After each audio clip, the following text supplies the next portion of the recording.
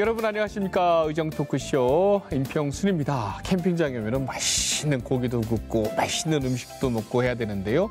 그런데 참 맛있는 반찬이 빠지면 뭔가 서운합니다. 경기도 외에 맛있는 반찬처럼 아주 소중한 분이 계시다고 하는데요. 맨손으로 승리를 거머쥔 그분과 함께 캠핑 떠나보도록 하겠습니다. 오늘의 주인공 경기도의회 한원찬 의원 나와 계십니다. 안녕하세요. 네, 반갑습니다. 반갑습니다. 예. 의원님 카메라 보시고 네. 멋지게 본인 소개 좀 부탁드립니다. 네, 한국인이 원하는 맛있는 반찬 한원찬, 경기도민도 원하는 맛있는 반찬 한원찬입니다. 감사합니다. 아니 제가 많은 경기도 의원분들 만나 뵀는데 제일 마음에 드는 별명이에요. 자기소개. 누가 지으셨습니까? 아, 제가 곰곰이 생각해 보니까 역시 반찬이 소중하다라는 거죠. 그래서 우리 도민이 반찬거리가 돼가 밥상에 올라와서 정말 그런 매일 보는 그런 한원찬이 돼야 되겠다라고 생각해서 제가 갑자기 만들었습니다. 이렇게 기쁘듯이 한원찬, 한국인이 원하는 반찬. 기가 막힙니다. 반찬하니까 왠지 시장에서 맛있는 냄새가 나요. 네, 시장에 많죠. 네, 시장에 막 반찬 가게에서 막 맛있게 하는 그 냄새가 나는데요. 젊은 시절에 거기서 시작하셨다고요? 네, 그렇죠. 86년도 10월 달에 수원의 청년 시절이죠. 그때 군대 제대하고 올라와서 옛날에 이제 점원 생활했죠, 점원. 점원? 요즘 말로 직원? 요즘은 직원. 이제 많이 직급이 상향돼서 직원이라는 이제 표현이죠. 옛날에 점원. 원래 그럼 수업부는 아니세요? 원래 안 있어요. 어디? 경상북도 영일군 기계면 남계리 56번지야. 아직도 산골이 마지막 동네입니다. 지금도 산골이에요? 네, 지금도 산골이. 더 이상 우리 이제 통과 도로가 없습니다, 시골에. 지금도? 네, 지금도. 그 어린 시절? 그냥 학교 갈래도 막 그냥 막 수십 리 걸어가야 되고? 걸어가야죠, 예. 진짜 그런. 30분 정도 이상 걸어가야죠. 초등학교도. 초등학교 때? 네. 그 시골에서 어떻게 올라오셔가지고 수원과의 인연이 시작됩니까? 그래서 이제 거기서부터 중학교 졸업하고 고등학교로 또 이제 경주로 유학 갔다가. 경주로 유학 가셨어요? 아유, 멀리 가셨네요. 네, 유학 갔어요. 갔는데 또 방을 얻을 돈이 없었어요. 경주로 갔는데 방을 얻을 돈이 없어. 포항에서 올라왔는데. 중간쯤에서 이제 안강이라는 데서 외갓집에서 또 통학을 했고, 통학하는데 자전거 타고 30분 나와서 열차 타고 또 40분 가서 다시 내려서 또 걸어서 20분 또 이렇게 갔죠. 지금 말씀 들어보니까 저기 구한말대 얘기를 듣는 거예요. 수원분들은 항상 저한테 그때도 말씀하셨습니다만은 어떤 얘기냐면은 아니 그거 뭐 말을 만들어서 하는 것 같다고 이런 거짓말이지. 그래서 그렇게 안 힘들었어. 제가 말씀드리면은 초등학교 다닐 때면 옛날 국민학교 그러겠죠. 국민학교 갔다 오면은 저희들이 이제 봄쯤 되면 있잖아요. 누에치기 우리 집에 이제 저는 이제 이렇게 사랑방에서 양쪽에 누에하고 전 중간에 자고 이렇게. 그다음에 이제 소풀 베고 속골 베고 그다음에 이제 뭐 겨울 방학 되면은 가마니 어머니하고 내하고 가마니 짜서 그걸 팔아서 오일장기 팔아가지고 고등어 뭐 계란 한 판 사와서 우리 가족들을 이렇게 해주고. 이거 무슨 영화 한 편 보는 것 같습니다. 옛날 드라마. 지금 생각하면 어떻게 합니까? 추억이 많다고 생각하겠죠. 그렇죠. 근데 그 당시엔 또 공부도 하고 싶고 놀고 싶고 여러 가지 생각들이 있잖아요. 근데 그거 잘 이기는 것 같습니다. 그래서 어떻게든 뭐 군대까지 가서 수원에 오 계시게 됩니다. 그래서 의원도 하고 계시는데 수원하고의 인연은? 인연이 사실 없습니다. 수원에는 왜 그러냐면은 제가 군대 제대하고 나서 거기 울산에 그 회사에 다니다가 여기 육촌 형님이 한 분 계셨는데 하시는 말씀이 원찬아 그거 직장 생활보다 장사 배워서 장사하는 게 빠른 길 같다. 그래서 몇 분을 저한테 설득을 해서 그래서 올라왔어요. 올라왔는데 그때 38만 6천 원 그때 대기업에 다녔었어요. 근데 여기 오니까 13만 5천 원을 월급을 책정을 하고 올라온 거예요. 그런데 딱 월급날 한 달 지나니까 너무 열심히 잘한다고 해서 사장님이 13만 5천 원인데 15,000원 더 줘서 15만 원. 15만 원 가져줬어요? 그럼 그때 10% 차이는 엄청난 차이죠. 일 잘한다고? 그래서 아침 5시부터 저녁 10시까지. 쉬는 날이 구정 3일, 추석 3일. 그래서 청년 시절 굉장히 뭐 청년이 아무리 힘 있더라도 되게 힘든 거죠. 그럼 지금 저기 수원에 있는 시장 중에 지동시장 근처에서 시작하신 거예요? 네네. 거의 완전히 그러면 예전 멤버시네요. 그렇죠. 그러니까 이 지역에 제가 사실 여기 제 지역구 원도심이잖아요.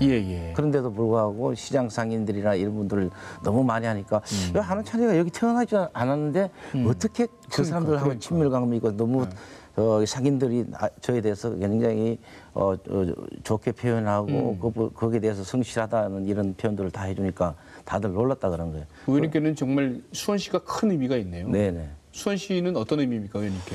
수원시는 이제 제가 올라와서 여기서 제가 자식이 3명이에요. 딸 아들이고 그 자식들은 여기서 태어나서부터 여기서 초중 고등학교를 다 졸업한 그런 우리 어떻게 보면은 수원이 저를 먹여 살렸다고 볼 수 있겠죠. 우리 시민들이. 저는 그렇게 생각해서 수원 시민에 대해서 굉장히 감사하게 생각하고 고맙게 생각하죠. 고향이네요, 고향. 고향이죠. 이제.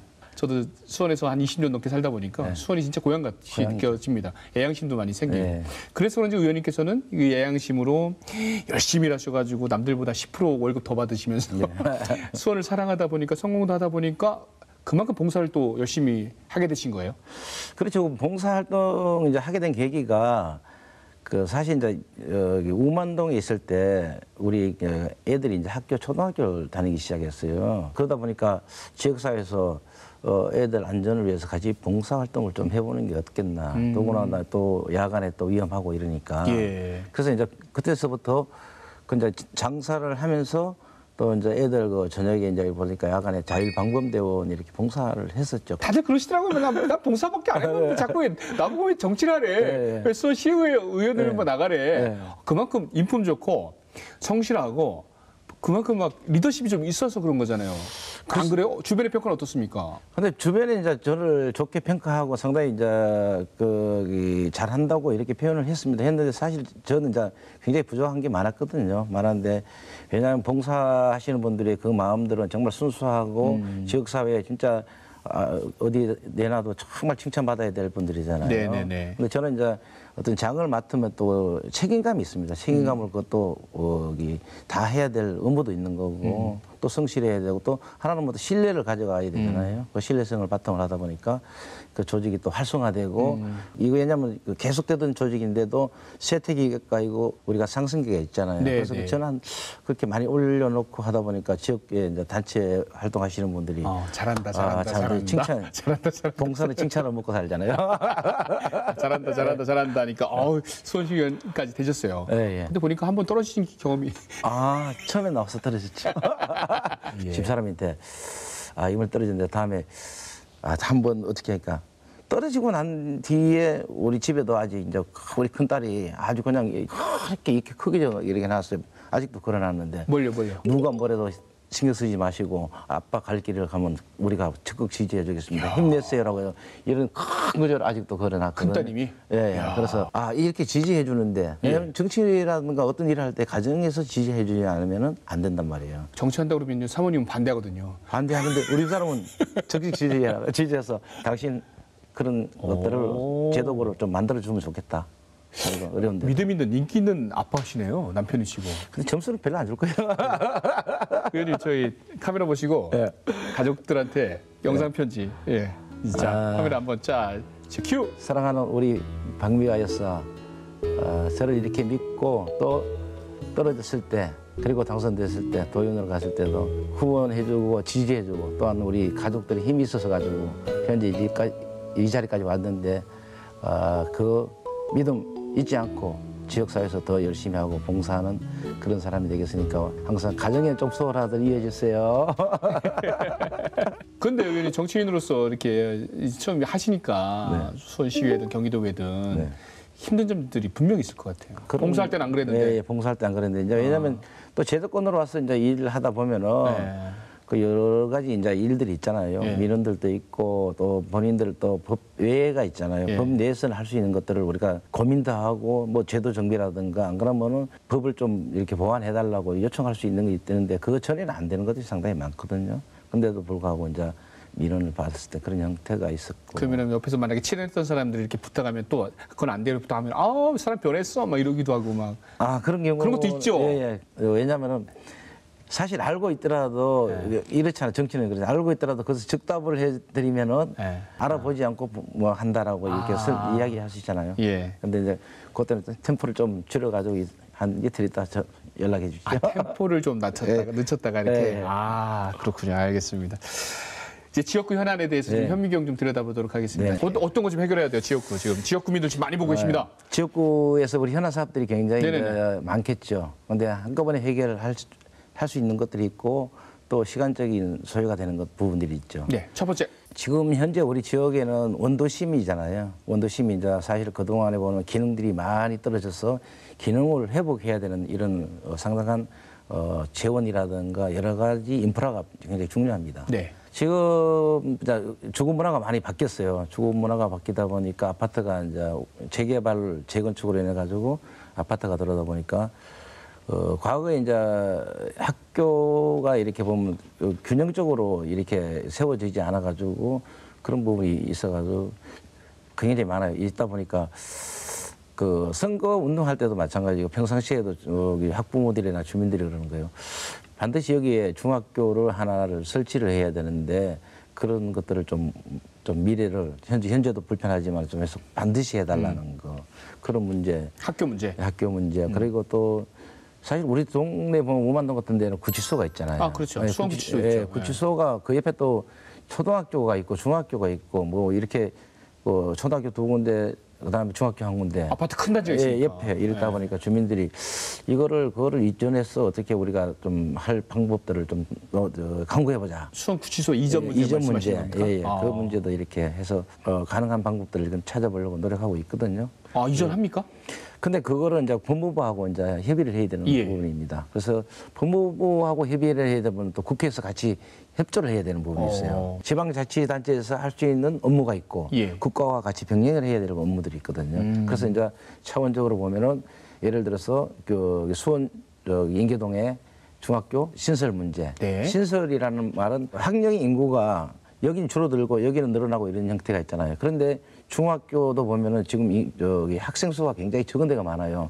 그런 부분을 재배치한다는 거죠. 재배치. 예, 예를 들면은 옛날에 신풍초등학교가 여기 신풍동에 있다가 광교로 갔잖아. 이렇게 학교명만 바뀌지. 그래 학교는 옮겨서 간다. 이걸 재배치라고 하거든요. 재배치할 수 있는 그런 요건들이 생겼다는 거죠. 아, 재개발, 재건축에 따른. 네, 그렇죠. 아, 이런 조정에 따른 재배치 이런 문제들을 지금 심도 있게 다루고. 그러니까 우리가 전통시장이 굉장히 많아요. 그렇죠. 각 지역에 큰 대형마트들이 많이 생기고 하다 보니까 그러면 거기에 걸맞게 우리가 상권을 어떻게 살려줘야 되겠나.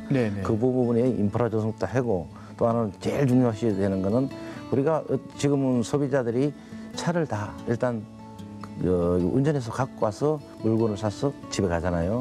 그러면서 주차장 문제를 더 대형화해가지고 정말 쉽게 재래시장을 방문해서 물건을 사갈 수 있도록 이렇게. 수원의 재래시장이 뭐 제가 알기로는 뭐 지동시장, 뭐 미나리과 그냥 목골시장, 영동시장, 뭐 팔달시장, 네, 팔달시장, 남문, 노대오 뭐. 제가 가보니까 그래도 예전보다는 많이 깨끗해지고 많이 좀 청결해지고 주차 타워도 있잖아요. 근데 주말에 가도 사람 굉장히 많은. 주차 타워는 굉장히 지금 작아요. 작죠? 엄청 작아요. 그래서 그 주차 뭐 빌딩이나 그런 공간을 세울 때가 있습니까? 근데 저희가 생각하고는 있습니다. 뭐 있는데 이제 예산을 이제 어떻게 우리가 확보를 해서 이게 경기도하고 지자체하고 같이 정부하고 해서 해가지고 대형화. 왜냐하면은 이렇게 소규모로 조금 하다 보면 사실 그 효율성이 없어요. 아, 주차 타워를 여기 세우고 여기 세우고 여기 세우는 것보다. 그게 대형화해서 한 거 집중화해가지고 요즘은 그렇게 하는 게 훨씬 효율적이다라고 볼 수 있거든요. 땅은 있습니까?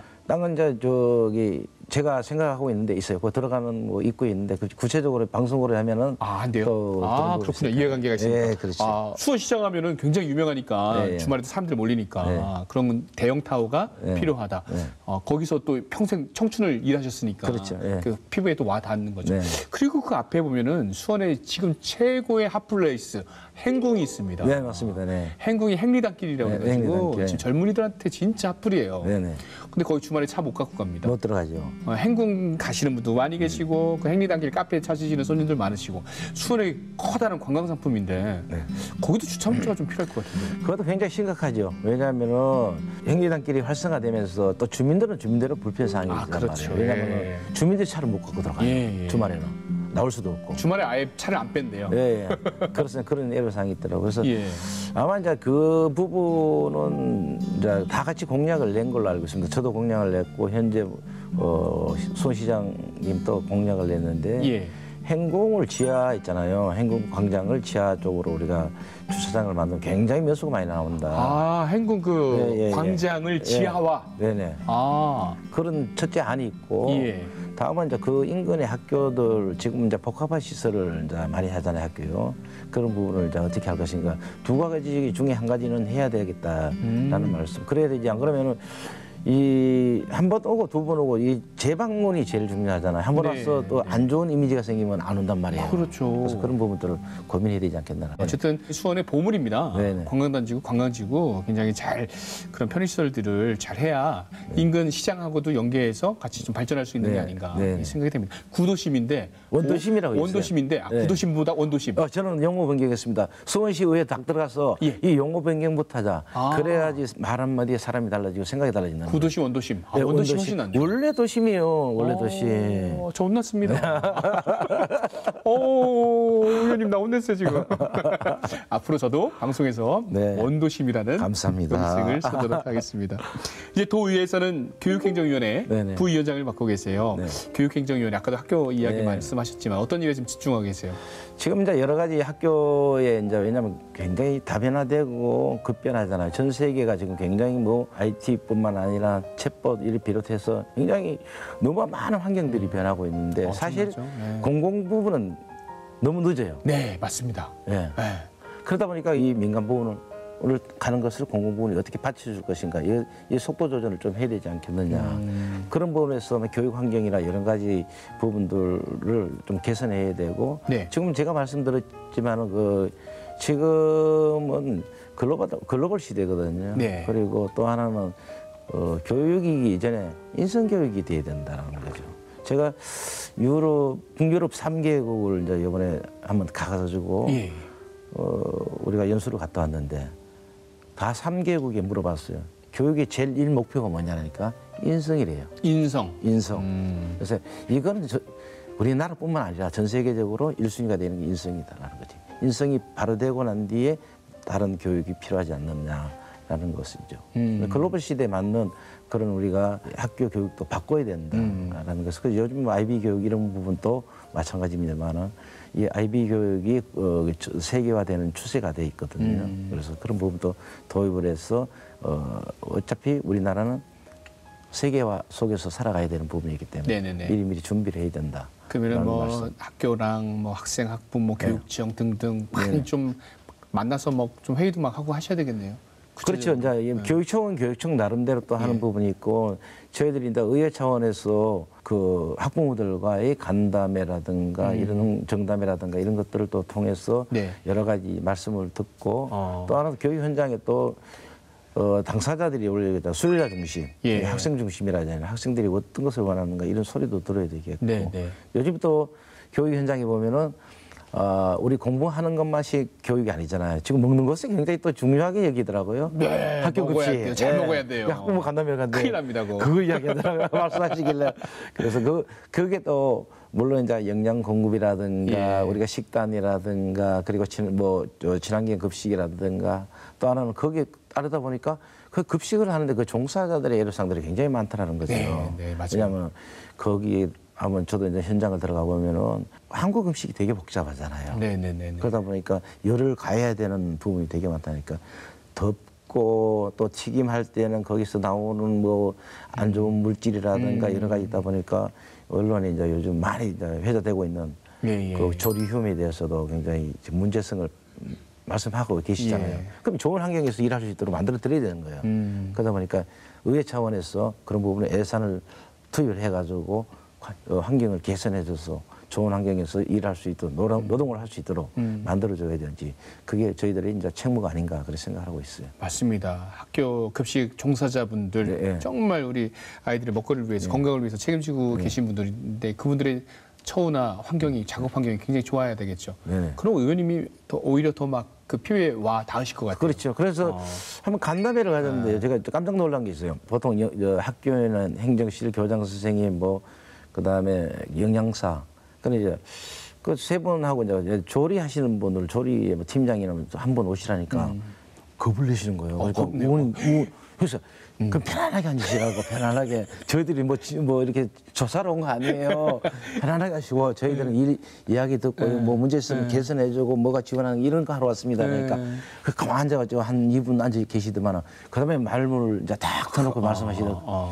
그러니까 이렇게 저렇게 뭐 여러 상들을 말씀하시는 거예요. 그래서 이거는 근본적인 문제가 있으니까 전체적인 리모델링을 해야 될 필요가 있습니다. 왜냐하면 종사자들이 힘들게 일하고 30분 조금 이렇게 다리 펴서 앉아있을 공간이 부족하다는 거예요. 쉽게 저희는 그런 현장의 목소리를 들어야지 우리가 개선을 해드리잖아요. 그렇죠. 그래서 이거 안 됩니다. 개선해 주는 게 좋죠. 이러니까 박수를 치시는 거야. 너무 고맙다고. 그래서 박수 치지 마시고 우리는 이런 일을 하러 왔습니다. 앞으로 올 때 편안하게 대해주시고 이야기해 주시면은 우리가 항상 옆에서 지원해 드릴 테니까요. 맞습니다. 기분 좋게 일하세요. 예. 또 경기도 차원에서 한 학교만 뭐 할 수는 없고 큰 그림을 그려가지고 그렇죠. 경기도 의회와 교육청 네. 함께 이렇게 또 꾸려나가야 될 사업이니까 그렇죠. 큰 그림 한번 그려주시길 바랍니다. 야, 이제 여러 가지 이야기 나누다 보니까 벌써 이제 마무리할 시간이에요. 벌써 그렇게 빨리 갔어요? 마지막 질문. 내 인생의 인문학이라는 질문인데 네. 살아오면서 뭐 노래나 영화나 이런 거 막 내가 정말 좋아하는 것들이 있어요. 내 인생의 뭐 지표가 된다고 할까요? 그런 게 뭐가 있을까요, 의원님? 저는 늘 이렇게 생각합니다. 한원찬이 대할 때 조건이 없다. 무조건. 한원찬을 대할 때는 조건이 없다. 네. 무조건이다. 네. 조건 없이 나 열심히 네. 뛰어왔다. 네. 나 옛날에 청춘 때 막 시장에서 일할 때도 나 무조건 달려갔다. 네. 그 표현입니까? 예. 밤이고 낮이고 새벽이고 뭐 달려간다. 손님들이 부르면? 예. 주민들이 부르면. 주민들이 부르면? 그 정신으로? 예. 그러시구나. 그럼 무조건, 박상철 씨의 무조건. 예. 노래! 예. 자, 그러면 안 들을 수가 없죠. 음친대 할 때 될까요? 상관없습니다. 이거. 짧게, 제일 좋아하는 후렴구구나. 아무데나 불러주십시오. 내가 필요할 때 나를 불러줘. 헤이! 언제든지 달려갈게. 원찬. 낮에도 좋아, 밤에도 좋아. 언제든지 달려갈게. 감사합니다. 한국인이 원하는 반찬, 우리 한원찬 의원님. 개인적으로 어떤 반찬 제일 좋아하세요? 저는요? 네. 저는 다 좋아합니다. 잡탕. 반찬 중에 우리 도민들을 위해서 어떤 반찬이 되고 싶으십니까? 바로 눈앞에 있는 정말 눈으로 봐도 맛있는 반찬이 맛있는 반찬. 네, 그렇습니다. 저 달걀말이. 그리고 김치. 예. 그런 존재가 되어주시면 고맙겠습니다. 저희도 앞으로 계속해서 응원해 보도록 하겠습니다. 네. 정말 자선가하신 의원님 앞으로도 열심히 해주시기 바랍니다. 네. 화이팅! 네, 감사합니다. 네, 고맙습니다. 열심히 하겠습니다. 자, 우리 한원찬 의원과 함께 의정 토크쇼 캠핑장에서 여러 가지 수다 나눠봤습니다. 정말 도민들과 적극 소통하는 의원님 저희도 응원해 보도록 하겠습니다. 그럼 의정 토크쇼 다음 시간에 만나요. 여러분 안녕히 계세요. 빠이빠이. 예, 빠이빠이. 안녕히 계세요.